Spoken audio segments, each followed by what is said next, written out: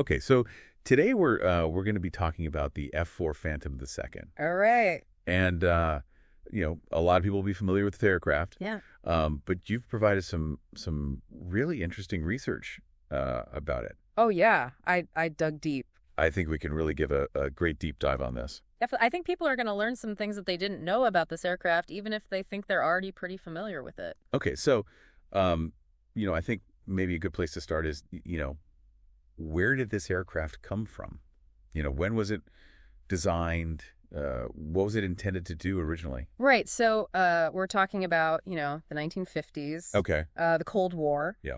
And McDonnell Aircraft was working on a project for the U.S. Navy.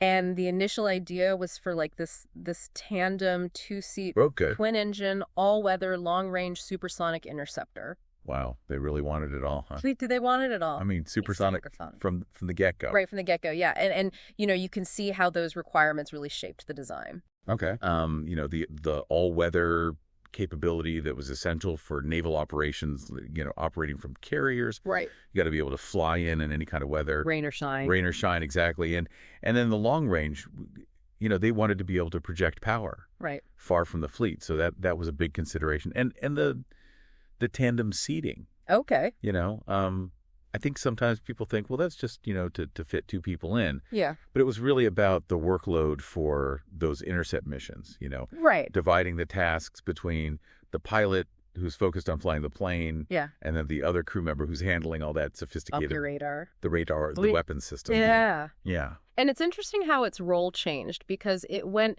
beyond just being an interceptor, right? It became this fighter bomber. Yeah. And it wasn't just the Navy that was using it. You had the Marine Corps, you had the Air Force. Yeah, all three branches. And then even beyond the American military, you had like 12 other countries that ended up adopting the Phantom. Yeah, it really speaks to its adaptability. Right. What do you think made it so appealing to so many different air forces? Oh, I think its versatility is a huge factor. Okay. It could do so many different things. Okay. It could excel in air-to-air combat. It could do ground attack. Yeah. And its capabilities were really groundbreaking for its time. This was a cutting-edge aircraft. Yeah. And the fact that, the U.S. military with its different branches and their different operational doctrines, right, they all saw the value in the Phantom. And then you have all these other countries around the world saying, hey, we want this plane too. Yeah. And the numbers are crazy, right? I mean, over 5,000? It's incredible, isn't it? Over 5,195, to be exact. Yeah. I mean, that's mind-boggling. It makes it the most produced American supersonic military aircraft in history, right? Exactly. It really is a symbol of the Cold War. Yeah. I mean, if you were looking up at the skies during those years, you were bound to see a Phantom. Yeah, you'd see it in the U.S., in Europe, in Asia, all over the place. Okay, so we've talked about, the design goals. We've talked about the numbers. But let's talk about its performance a little bit because it was pretty groundbreaking. Oh, yeah. I mean, it exceeded Mach 2 on its maiden flight with the USAF. Yeah. That's incredible. It broke a lot of records. It set a bunch of speed records, and some of them actually stood for quite a while, right? Yeah, 5 of those speed records held until the F-15 Eagle came along in 1975. That's wild. I mean, what does that say about the Phantom's design? I mean, what made it so fast? Well, I think it really highlights the advancements in aerodynamic design and engine technology at the time, exceeding Mach 2. Yeah. I mean, that was a huge achievement. Only a handful of aircraft could do that at the time. Right. And the fact that those speed records lasted so long really shows just how advanced it was. All right, so let's dig into some of those design innovations a little bit because I think there's a lot to unpack there. I mean, pulse Doppler radar was a big one. Yeah, that was a game changer. Can you explain why that was such a big deal? Sure. So earlier radar systems, they had trouble detecting targets that were flying low, against the ground clutter. Right. But pulse Doppler radar overcame that limitation. Okay. And that gave the Phantom what we call a look-down, shoot-down capability. Wow. So it could engage enemy aircraft that were trying to hide by flying low. So it really changed how air combat was fought. Absolutely. It was a major tactical advantage. Okay. And then another interesting design feature was the use of titanium in the airframe, right? Yeah, that was another key element. Why titanium? What made that so special? Well, titanium is incredibly strong for its weight. Okay. And it can withstand the extreme heat that's generated at supersonic speeds. So you need a material that can handle that kind of stress. Exactly. And titanium was the perfect choice. it allowed them to build this really tough aircraft without making it too heavy, which would have slowed it down. Right. I'm looking at the specs here, and it had a maximum takeoff weight of over 60,000 pounds. That's a lot of weight. It is, but it could still reach Mach 2.23. Yeah, and its initial climb rate was phenomenal, too, over 41,000 feet per minute. So it could get up to altitude pretty quickly. Oh, yeah, very quickly. All right.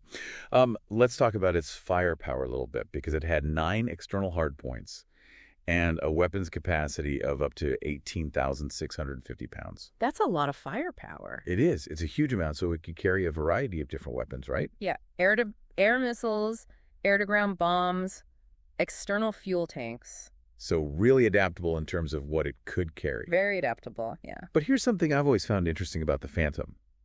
It was initially designed without an internal cannon. Yeah, that seems kind of strange now, doesn't it? It does. Why do you think they made that decision? Yeah. Well, at the time, the thinking was that air combat would be fought at long range with missiles. Okay, so they figured they wouldn't need guns. Right. They thought, dogfights were a thing of the past. So it's all about missiles. Yeah. But that turned out to be not entirely accurate, right? Yeah. The Vietnam War proved that close quarters combat was still very much a reality. Okay. And the Phantom pilots learned that sometimes you really need a gun. So they added one later on. Yeah, they did in later variants. All right, well, let's shift gears a little bit and talk about the Phantom's actual combat experience. Okay. Because this aircraft saw a lot of action. It did. And we have to start with the Vietnam War. Yeah. Where it claimed 280 air-to-air victories. More than any other American aircraft involved. So it was a very successful aircraft in that very challenging environment. Why do you think it performed so well in Vietnam? I think there are a few key factors. Okay.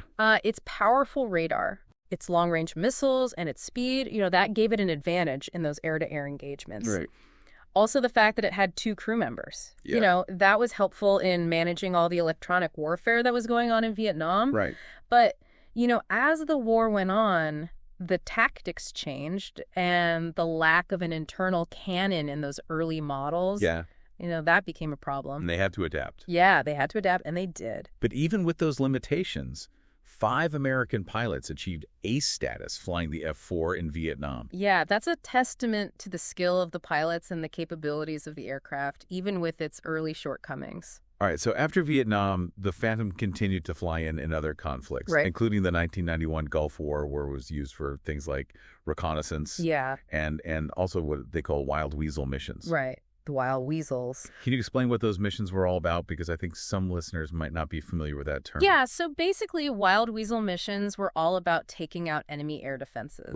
Specifically, radar-guided anti-aircraft missiles. So these were dangerous missions. Oh, yeah. Very dangerous. I mean, you're essentially flying into a hornet's nest. Exactly. You're deliberately provoking the enemy to try to shoot you down. But that's how you clear the way for the other aircraft. Right. You got to take out those defenses so the strike aircraft can get through. And the F-4G Wild Weasel variant was specially equipped for that role, right? Yeah, they had all sorts of electronic countermeasure systems, and they carried special anti-radiation missiles. Okay, so these were not your average Phantoms. No, they were highly specialized. All right, so after a long and distinguished career, the F-4 finally left U.S. combat service in 1996.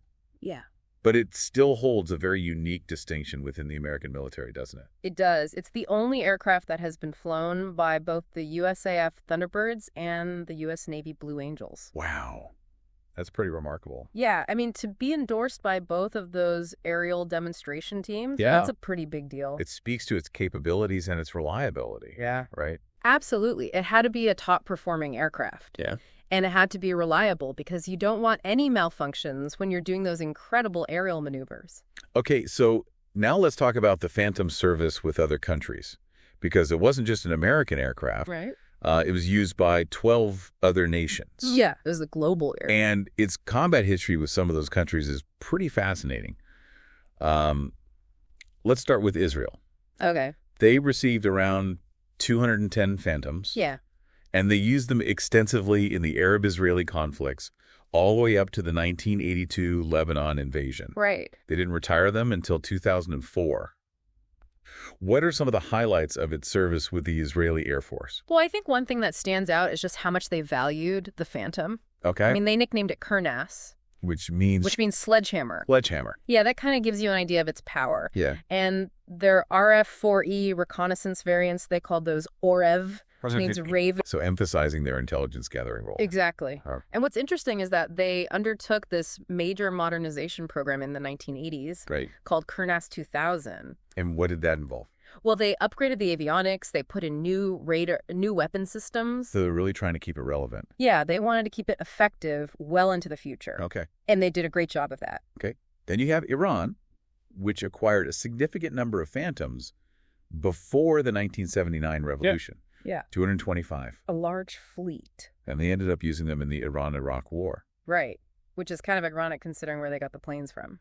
Yeah, it's a real reminder of how quickly things can change in geopolitics. Absolutely. And what's even more incredible is that Iran still flies Phantoms today. Yeah, they do, along with Greece and Turkey. And I've even seen reports of Turkish Phantoms being used against ISIS. Yeah, that's right. So this aircraft just keeps going. It does. It's a testament to its longevity. Okay. So we've talked about Israel, we've talked about Iran, but there were a lot of other countries that operated the Phantom. Yeah. Australia leased them. Egypt purchased some ex-USF models, and then West Germany operated a pretty sizable fleet. Yeah, the Luftwaffe. And they had some interesting nicknames for it. Oh, yeah, they called it the Iron Pig, the Flying Brick. The Air Defense Diesel. The Air Defense Diesel, that's a good one. So they had a bit of a love-hate relationship with it, I think. Yeah, maybe, but they flew it for many years. And then Japan actually built Phantoms under license. They did, and the last Phantom ever produced was a Japanese F-4 EJ. Wow, that's kind of amazing. It is, isn't it? The UK also operated Phantoms, but they were a little bit different, right? Yeah, they had Rolls-Royce Spey engines, yeah, and they nicknamed them the Tomb. The Tomb pair. Ooh. Okay, I like that one. Yeah, it's got a good room to it. And then you had Saudi Arabia also flying the Phantom. That's right. So it really did have a global presence. It did, yeah. Okay, so we've talked about the Phantom service with all these different countries, but let's zoom back in on the U.S. for a minute. Okay. Because even within the different branches of the American military, there's some interesting details and stories. The Navy, for example, they really learned the value of having the RIO, the radar intercept officer, in the back seat. Yeah, the guy in the back seat. So how did that role evolve with the Phantom? Well, you know, the two-crew concept was really important for the F-4 success, especially in those intercept missions. Okay. Because it allowed the pilot to focus on flying the plane while the RIO handled all the complex radar and missile systems. So it was a real team effort? Yeah, it was a partnership. Okay. And the Navy's experience with the Phantom really solidified the importance of having dedicated weapons systems officers in these multi-role combat aircraft. And, you know, their first Phantom air-to-air victory, which happened in 1965, it kind of marked a turning point in naval aviation doctrine. And then their last carrier launch and last carrier landing both happened in 1986. Yeah, it was the end of an era. Okay, so the Marine Corps also had a pretty significant history with the Phantom, right? Oh, yeah. Their first operational squadron stood up in 1962, and they used the Phantom for a lot of different things, including air cover during Operation Power Pack. Yeah. And close air support in Vietnam. Right. They were really in the thick of it. And one thing I found really interesting is that during Operation Eagle Claw, they painted their Phantoms with these distinctive stripes. Yeah, I've seen pictures of those. Just so they could differentiate them from Iranian F-4s. Yeah. It's crazy to think about. It is, isn't it? You know, you have American Phantoms and Iranian Phantoms potentially facing off against each other. So those strikes were really important. Yeah, they were a matter of life and death. You know, preventing friendly fire. Exactly. Okay. And then the Air Force, they also had an interesting experience with the Phantom. Yeah. Initially, they flew them with 2 pilots in the cockpit. But then they switched to having a dedicated weapons systems officer in the back seat. Yeah, the WSO. So what do you think prompted that change? Well, I think as the Phantom's mission expanded and the systems became more complex, they realized that they needed a specialist back there. Okay. To manage all the radar and electronic warfare systems and the weapons. So it was just too much for one pilot to handle. It was, yeah. And it made more sense to have a dedicated WSO who could really focus on those tasks. Okay. And, you know, Operation Bolo, which happened in 1967. Yeah. That was a great example of how effective the F-4 and its crews could be. So what happened in Operation Bolo? Well, it was a really clever plan. Okay. The Air Force basically tricked the North Vietnamese Air Force into thinking that they were dealing with a group of unarmed bombers. Oh, wow. But it was actually a group of F-4s. And they ambushed them? Yeah, they ambushed them, and it was a big victory for the Air Force. Okay, so early on in its development, the Phantom actually set a lot of world records. Oh, yeah. 16 to be exact. 16, that's a lot of records. Yeah, and we've already talked about some of the speed records, but there were others as well. Right. Top Flight for altitude. Yeah. Lana for transcontinental speed, Sageburner for low altitude speed, and Skyburner for absolute world speed. Yeah, they really pushed the envelope with that aircraft. And then Project High Jump set a bunch of time to altitude records. Right. So it was a very high-performing Yes, aircraft. it was, yeah. It was a record breaker. But those records weren't just about bragging rights. Were they, what was their significance? Well, I think they served a few purposes. Okay. Firstly, they were a great way to showcase the Phantom's capabilities. Yeah. It generated a lot of excitement and interest both within the military and among the public. They were a good PR move. They were, yeah. Okay. And they also provided valuable data. They proved that the aircraft's design and its engines were top-notch. So they validated the technology. Exactly. Yeah. And I think those records also helped to solidify the Phantom's reputation as a truly formidable aircraft. Yeah, and that probably influenced its adoption by other countries. Yeah, I'm sure it did. Okay. But as with all military technology, eventually newer and more advanced aircraft came along. Right. And the Phantom was gradually phased out of frontline service. Yeah. But it didn't completely disappear, did it? No, it got a second career. Okay, tell me about that. Well, both the Air Force and the Navy started using retired Phantoms as target drones. Right. They designated them QF-4. So they were essentially remotely controlled. Yeah, they could be flown without a pilot. And what was the purpose of that? Well, it provided a really realistic target for training pilots and for testing new weapon systems. So it was a cost-effective way to keep those skills sharp. Yeah, it was, and it also allowed them to test weapons against a real aircraft instead of just a simulated target. Right. So the Phantom continued to serve in that role for many years. Yeah, all the way up to 2016. Yeah, that's right. So even after it was retired from combat, it was still making a contribution. Exactly. It was still valuable. Okay, so we've talked about the Phantom's technical aspects. Yeah. We've talked about its operational history. Right. But let's talk about its legacy for a minute. Okay. Because this aircraft really left a mark on popular culture. It did. I mean, it earned a ton of nicknames. Yeah. Snoopy Rhino, Double Ugly, Old Smoky, world's leading distributor of MiG parts. Yeah, some of those are pretty funny. They are. And then the Germans called it Eisenschwein. Yeah, that Iron Pig. The RAF called it the Tomb. Right. And the Turks called it Baba, which means father. Yeah. So it's fascinating to see how different cultures perceived this aircraft. It is, yeah. I mean, those nicknames tell us a lot about how the Phantom was viewed by the people who flew it and maintained it. Yeah. I mean, what do you think those nicknames say about the Phantom's character?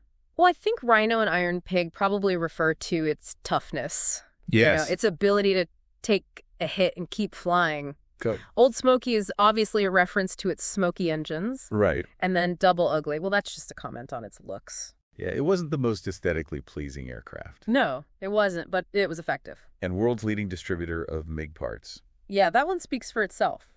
Yeah, that's a pretty bold statement. It is, yeah, but it was earned. Okay, and then there's the Spook. Yes, the Spook. Which is that iconic cartoon ghost emblem. Yeah. That's become so closely associated with the Phantom. How did that come about? I mean, it's a ghost. What's the connection there? Well, it's not entirely clear how it originated. Okay. But it seems like it started as unofficial artwork. Okay. Maybe on squadron patches or graffiti. And then it just took off. Yeah, it caught on and it became a symbol of the Phantom community. And it's still popular today. Oh, yeah, you see it everywhere. Yeah, it's on T-shirts, it's on mugs, it's on everything. It's become a classic. Okay, so beyond its military service, the Phantom actually had some interesting civilian applications as well. Oh, yeah, it did. NASA used it for filming missile launches. Yeah. And for conducting high-speed research. Right. They had a few Phantoms that they used for various projects. And the Collings Foundation. Yeah. They operate an F-4D as a living history aircraft. That's cool. So people can actually go and see it up close. Yeah, you can get right up next to it and even sit in the cockpit. Wow, that must be an amazing experience. It is, yeah. It really gives you a sense of what it was like to fly this aircraft. And then there's the Sandia National Laboratories. Okay. They actually use an F-4 in a rocket sled crash test. Yeah, I've seen footage of that. It's pretty wild. It is. So they basically slammed this Phantom into a concrete barrier. Yeah, a very high speed. To see how it would hold up. Right, to test the structural integrity of the airframe. I'm guessing it didn't hold up very well. No, it didn't, but that was the point. They got the data they needed. Yeah, they wanted to see how much force it could withstand. Okay, so I think we've covered a lot of ground here. Yeah, we have. And it's clear that the F-4 Phantom II was more than just an airplane. It was an icon. It was an icon. It was a symbol of an era. It was a symbol of an era, and it was a testament to a really remarkable design. Right. It went from being this cutting-edge interceptor to a multi-role fighter bomber. Right. And it served with distinction in numerous conflicts around the world. Yeah, it was flown by multiple countries. And even after it was retired from combat, it continued to serve as a target drone. That's right. So it had a very long and very impressive career. It did, yeah. And it's a story that continues to fascinate people to this day. It does, yeah. And for our listener, I hope this deep dive into the McDonnell Douglas F-4 Phantom II has been informative and engaging. Yeah, I hope so. And maybe it's sparked some new questions or areas of interest. Yeah, maybe you're interested in learning more about the specific tactics used in air combat during the Vietnam War. Yeah. Or maybe you want to dig into the technical details of the different Phantom variants. There's a lot to explore there. Oh, yeah. There's a wealth of information out there. And, the Phantom story really makes you think about the importance of adaptability in aircraft design. Mm-hmm. It does, yeah. Because this aircraft was initially designed as a pure interceptor. Right. But it evolved into this multi-role fighter bomber. Yeah. So it was able to stay relevant for a very long time. It was. So as we wrap up this deep dive into the world of the F-4 Phantom II, I want to remind you to like, share, and subscribe to the All Sorts podcast on YouTube. Yeah, check it out. You'll find a whole archive of past deep dives there. Yeah, we've covered a lot of different topics. We've got everything from history to science to culture. Yeah, there's something for everyone. So be sure to check it out. And don't forget to follow us on X, Instagram, and Threads. Yeah, stay connected. To keep up with all our latest explorations. Yeah, we're always up to something. So join the All Sorts podcast community. Yeah. Where curiosity takes flight. Let's keep exploring. Let's do it.